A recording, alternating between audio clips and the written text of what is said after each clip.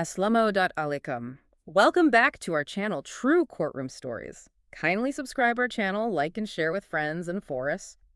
This is the episode 134 of True Courtroom Stories, researched by Mr. Zahir Ahmad Mir. It's great to be here. And today we're doing something a little different. Yeah, we are. Usually we're deep in the details of one specific case. Yeah. You know, the nitty-gritty, the evidence, the cross-examination drama. Fingerprint on the glass, the shaky alibi, all of that. Exactly.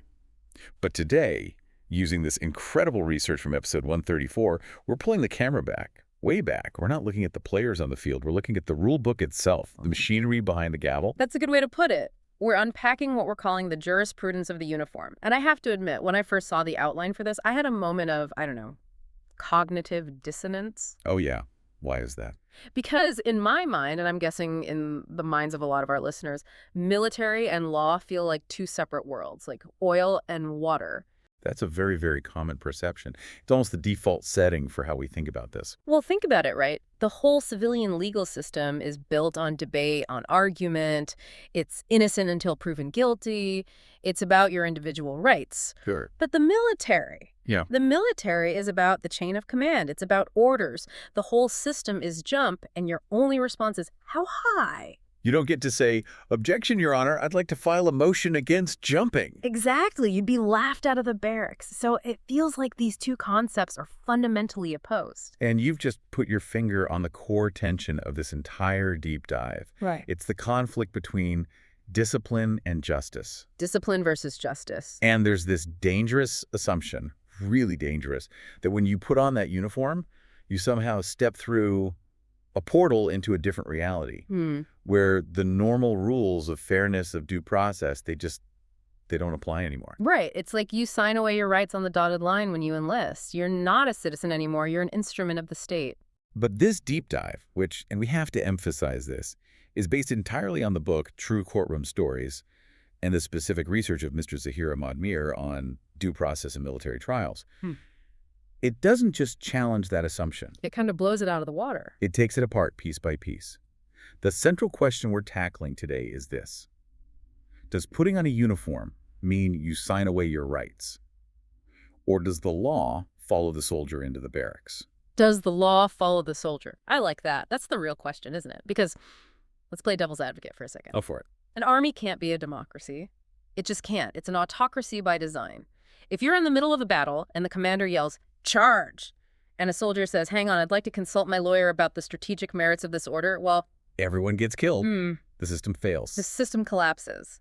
So isn't due process, with all its delays and arguments, the mortal enemy of military effectiveness? That is the classic argument. And it's an argument that has, throughout history, been used to justify some terrible abuses of power. But what Mr. Mir's research forces us to do is make a critical distinction. We have to separate operational obedience from legal accountability. Okay, unpack that. What's the difference? Operational obedience is exactly what you just described, taking the hill, following a tactical command in the heat of the moment. That's about mission success. But legal accountability is what happens after. It's about when a soldier is accused of a crime. Like theft or assault. Or even a military offense like mutiny. The question is, do we just accept the commander's word for it and throw them in a cell? Or do we owe them a process, a fair process, to actually determine the truth? Because the research strongly suggests that if you strip away that process, you don't create a more efficient soldier, you create a slave. And a military built on slaves is not going to be very effective or have very high morale. Not in the modern world, no. They lose trust. They lose initiative. And that's where the roadmap from the research becomes so clear and so helpful.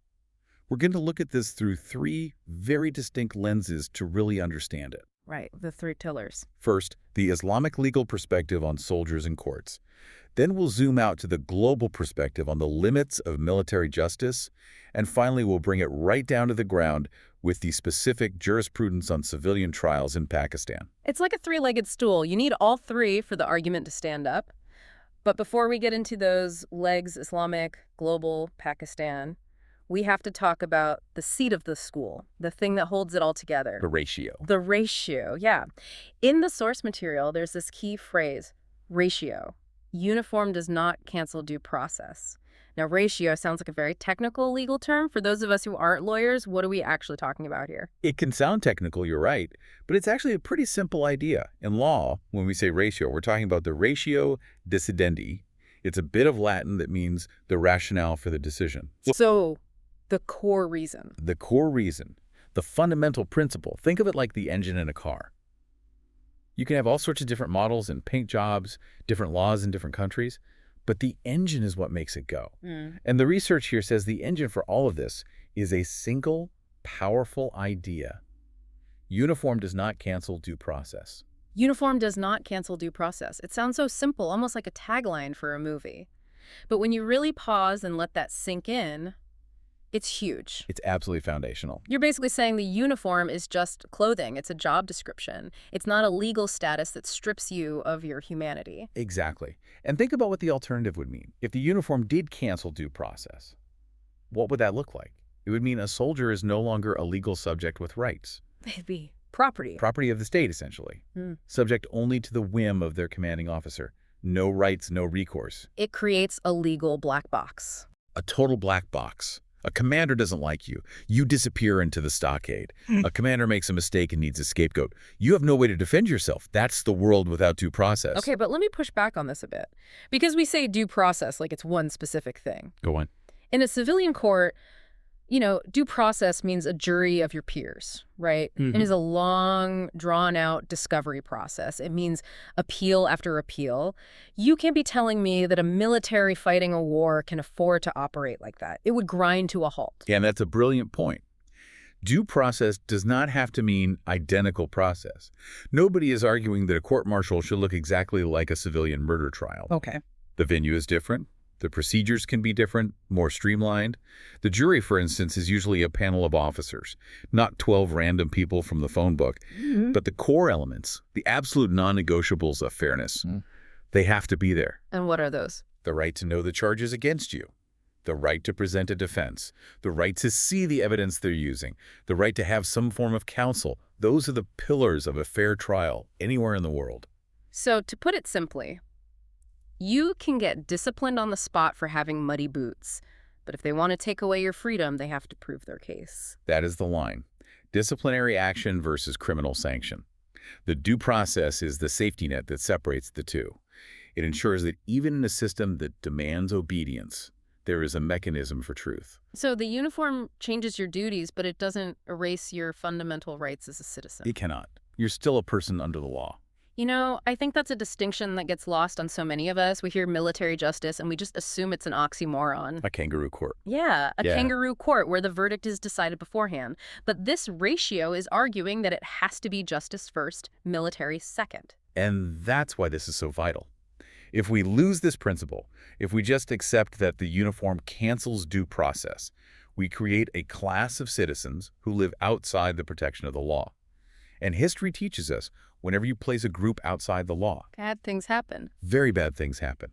It doesn't matter if you're separating them by race or religion, or in this case by profession, the result is always the same. Abuse of power. It's a slippery slope. If you can deny a fair trial to a private, why not a captain? If you can do it to a soldier, why not to a civilian contractor working on the base? Where do you stop? You don't. That's the point. It's not a slope. It's a cliff edge. And this research from episode 134 is trying to anchor us firmly to the idea that the law is universal. It doesn't just stop at the gate of the barracks. The gate guards the base, not the Constitution. Beautifully put. Okay, so we have this core principle, this ratio, the anchor. Now let's test it. Let's see how it holds up when we look at it through these different lenses from the research, starting with the Islamic perspective. This is a really fascinating part of the research, and one that is so often misunderstood, particularly in the West. The specific note from episode 134 is Islamic. Even soldiers subject to courts. Even soldiers. That word even is doing a lot of work there. It is. It's so deliberate. In legal analysis, you have to weigh every single word. And when the source says even soldiers, it's pushing back against an assumed norm. What's the norm? The norm, for most of human history, was that soldiers weren't subject to courts. Right. If you go back in history, the guys with the swords were the law. A general couldn't be dragged into court by a shopkeeper. The general was the one running the court. Exactly. Might makes right. The warrior class, in almost every civilization, had a kind of de facto immunity. They were the state's protectors, so they were above the rules that governed everyone else. But the Islamic legal perspective, as this research highlights, says no. It completely flips that on its head. It says your sword doesn't make you right. It makes you responsible. It makes you more responsible. Even the soldier, even the man with the weapon, even the one defending the borders, he is still subject to the courts. It sounds like it's about absolute accountability then. No exceptions. It is. It's rooted in the concept of haq, which means both truth and right. In that framework, there's no such thing as immunity based on your rank or your job.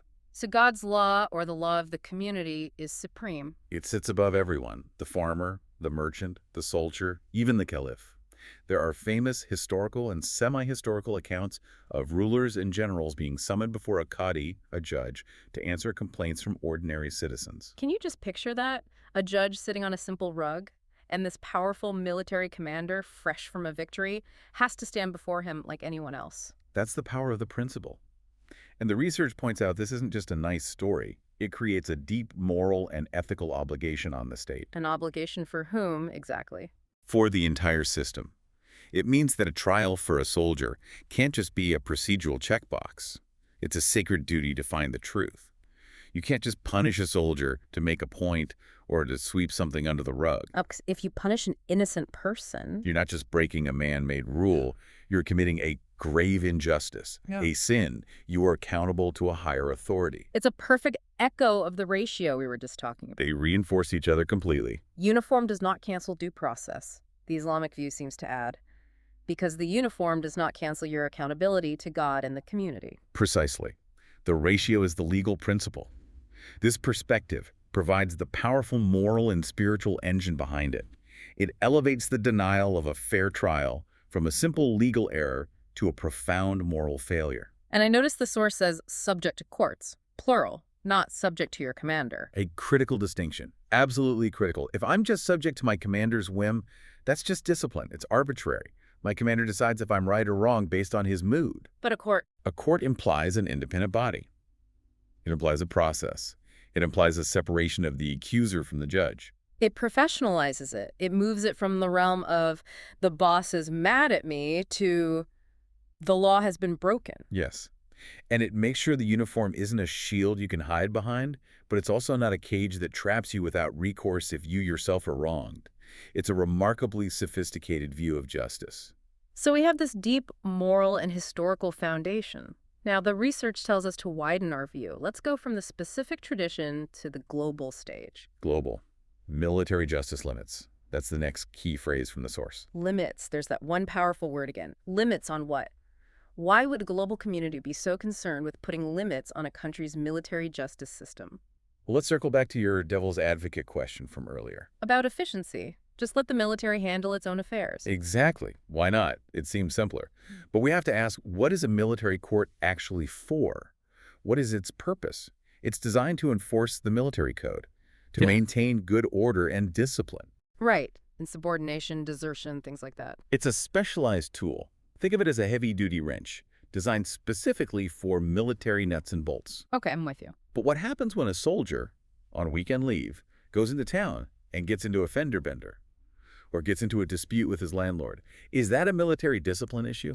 Not really. That's a traffic violation or a civil dispute. That's civilian stuff. Right. But if you have no limits, a commander could say, he's one of my men, I'll deal with it. And dealing with it might mean the civilian gets no justice at all. Or it might mean the soldier gets an absurdly harsh punishment for a minor issue because the commander wants to make an example of him. Ah, I see. So the limits are about jurisdiction. It's about telling the military justice system, hey, stay in your lane. It is about containment. The global consensus, which is what the research is pointing to, is that military justice must be contained within its proper sphere. It cannot be allowed to bleed out and take over the functions of the civilian justice system. Because if it did, you'd have what lawyers call jurisdictional creep or mission creep. The military's legal system would start encroaching on every aspect of life. You could end up with military courts trying civilians. and that's the beginning of a military state, not a democracy. It completely blurs the line of who is in charge of the country. It fundamentally undermines civilian rule. So these limits are there to protect the integrity of the entire justice system. The research is pointing to a global recognition, from the Geneva Conventions to the European Court of Human Rights, that military courts have a very specific, narrow scope. So back to your analogy, you use the military wrench for the military bolts. But you need a different set of tools, the civilian courts, for everything else. And what's so interesting is how neatly this dovetails with the Islamic perspective. How so? One says soldiers are subject to courts, establishing accountability. The other says military courts have limits, establishing jurisdiction. Together they draw a circle of power. They say, your authority exists, but it exists within this boundary. It's all about defining the edges of power. The uniform gives you power, yes, but not unlimited power. And the global angle shows this isn't just one country's idea or one tradition's. It's a universal problem that legal systems all over the world have had to solve. How do we have a disciplined army that doesn't trample on individual rights? And the answer they all arrived at is limits. And those limits are protective, aren't they? They also protect the soldier. That's a crucial point. They absolutely do. Imagine being a soldier accused of a complex financial crime. Do you want your case heard by a court-martial panel who are experts in tactics but know nothing about forensic accounting? No, of course not. You'd want to be in a civilian court that handles those cases every day. So sending that case to the right court isn't just about jurisdiction. It's about competence. It's about ensuring a high-quality, genuinely fair trial. That makes perfect sense. Okay. So we've seen the moral foundation in the Islamic perspective and the jurisdictional boundaries from the global view. Now the research brings us home to a specific place. Pakistan. Civilian trial jurisprudence. This is where the rubber meets the road. We're moving from the high-level principles to the messy, complicated reality of a specific legal system. Civilian trial jurisprudence. It's a bit of a mouthful. Let's break that down. What are we actually looking at here? Well, first we have to credit Mr. Zahir Ahmad-Mir's research for pointing us to this specifically. It's a really sharp insight. Jurisprudence is just a fancy word for the body of law that comes from judges' decisions. Case law. So not just what the law book says, but how the judges have interpreted it in real-life situations. Exactly. And Pakistan is a perfect case study for this whole discussion. On one hand, you have a very powerful professional military with its own detailed legal code, the Army Act. On the other hand, you have a very strong, independent civilian judiciary with a constitution that guarantees fundamental rights. And I'm guessing those two powerful institutions, they don't always agree. Bump into each other is a very diplomatic way to put it. At times, it's a full-on tug-of-war. And civilian trial jurisprudence is the record of that tug-of-war. It's the collection of all the times the civilian courts have had to step in and draw those lines we were just talking about. So this is the enforcement mechanism for those limits. It is. A person gets arrested by a military agency. Their family files a habeas corpus petition in a civilian high court. The court then has to ask the tough questions. On what grounds are you holding this person? Is this a military matter or a civilian one? Are you following due process? The civilian court acts as the referee. Or the watchdog? It acts as the ultimate guarantor of constitutional rights. The research suggests that without the civilian oversight, the military justice system could become a completely closed loop. Where the accuser, the prosecutor, the judge, and the jailer all work for the same boss. Which is the classic recipe for injustice. But the civilian jurisprudence in Pakistan acts as a check and balance. It asserts that the rights in the Constitution, like Article 10A, the right to a fair trial, apply to every single citizen. No exceptions for the uniform. No exceptions. Even if you are being tried in a military court, there are certain constitutional red lines that cannot be crossed. And it's the civilian court's job to police those red lines. So when Mr. Mir's research puts Pakistan next to Islamic and global, it's showing us a living example of these principles in action. Yes. It's a living laboratory. It shows how these big ideas, the ratio, Sharia principles, global norms, aren't just academic theories. They are fought over, argued, and defined in real courtrooms with real consequences for real people. So the jurisprudence answers the practical questions. Does a fair trial mean you get a lawyer of your own choosing? Right. Or does it mean the proceedings have to be open to the public? Or what happens to the evidence? Can the prosecution hide evidence from the defense? All these nitty-gritty details. These are the details where justice lives or dies. The jurisprudence might say, justice must be seen to be done. You cannot have secret trials. Or it might say, you cannot expect someone to defend themselves against charges when you won't even show them the file. It's the story of the civilian court saying, we respect your need for discipline, but we are the guardians of the Constitution, and that is our ultimate duty. And that is an incredibly delicate balancing act. Intervene too much, and you risk undermining military readiness. Intervene too little, and you allow a black hole of injustice to form. The jurisprudence of the uniform is the ongoing story of trying to find that perfect balance. Okay, let's pull all these threads together now. We've been on a journey through episode 134, guided by Mr. Zahir Ahmadmir's research. We've looked at the central ratio, the Islamic view, the global view, and the specific Pakistan context. It's a lot to cover, but when you lay them all out, a very clear picture starts to emerge. It really does. It feels like a convergence. That's the perfect word for it, a convergence. Because at first, you might think these things would be in conflict. You know, religious law versus international norms versus a national legal system. They sound like they should be pulling in different directions. But they're not. And that, for me, is the big aha moment in this research. They are all harmonizing. Despite coming from totally different places, scripture, international treaties, national court cases, they are all pointing to the exact same conclusion. That core ratio. Uniform does not cancel due process. The Islamic tradition demands it as a moral duty. The global consensus demands it as a fundamental human right. And the Pakistani jurisprudence enforces it as a constitutional necessity. 3 different roads, all leading to the same destination. And that destination is the protection of the individual. The idea that your rights are inherent. They're part of you. You don't take them off when you put on your uniform in the morning. You don't. And that creates a really powerful narrative for this whole deep dive. Yeah. We started with the question, is a soldier just a cog in a machine or a citizen with rights? And the research from all 3 angles comes back with a definitive answer. Fair trial is a universal necessity. It's not a luxury. It's not optional.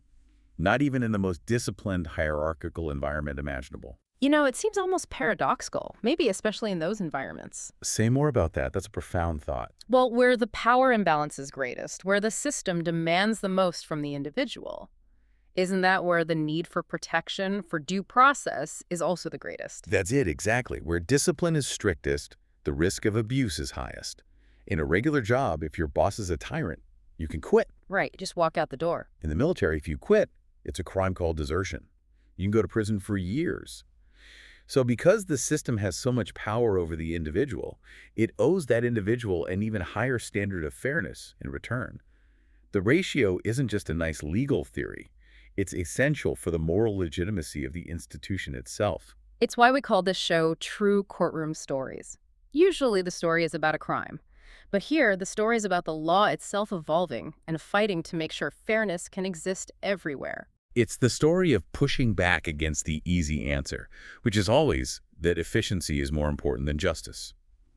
The research shows that in the long run, true justice is the most efficient system because it maintains the trust that any organization needs to function. So to sum it all up, this isn't about giving soldiers a free pass. It's about giving them a fair shake. And ensuring that the uniform they wear is a symbol of justice, not just power. If the uniform represents lawlessness, it loses its honor. If it stands for due process, it keeps its dignity. So as we wrap up this deep dive, I think we're left with a much richer understanding of that simple phrase, due process. It's not just a technicality. It's something that has to be fought for and defended in every context. And the research shows us that no one is exempt, not the general and not the private. Even soldiers subject to courts. It all comes back to that. So as we end, I want to leave our listeners with a final thought to chew on. We've established, pretty convincingly I think, that the uniform does not cancel due process. That's our ratio. The bedrock. But if that's true, if even the intense, high-stakes world of the military can't justify setting aside fundamental rights, then what other exceptions to the law do we falsely believe exist in our own lives? That is a very provocative question. We're always tempted to say, oh, well, in this emergency, we can bend the rules, or for that group of people, the process doesn't matter as much. But if the jurisprudence of the uniform holds, maybe there are no exceptions. Maybe the law and the rights it protects are far more resilient than we think. And maybe thinking about it that way changes how we see those who serve. They aren't just the defenders of our rights, they are full participants and holders of those rights themselves. They carry the Constitution with them, right alongside their standard issue gear. Absolutely. This has been a fascinating and I think really important discussion. A huge thank you to all of you for tuning into this deep dive on True Courtroom Stories. It was a pleasure. This research really gives you a lot to think about. And we have to give credit one more time where it is absolutely due. This deep dive into episode 134 was based on the meticulous research by Mr. Zahir Ahmad Mir. His framework of looking at this through the Islamic, global, and Pakistan lenses is what made this entire coherent conversation possible. Here. It's a brilliant way to structure a very complex topic and make it understandable. So please, if you found this conversation valuable, do take a moment to subscribe, like, and share it with anyone you think would be interested. It really helps us continue to unpack these true courtroom stories. And keep these important conversations going. Until next time, keep asking the hard questions. Keep looking for the ratio in everything. And remember, the uniform does not cancel the person inside it. Aslamo.alaikum. Goodbye, everyone.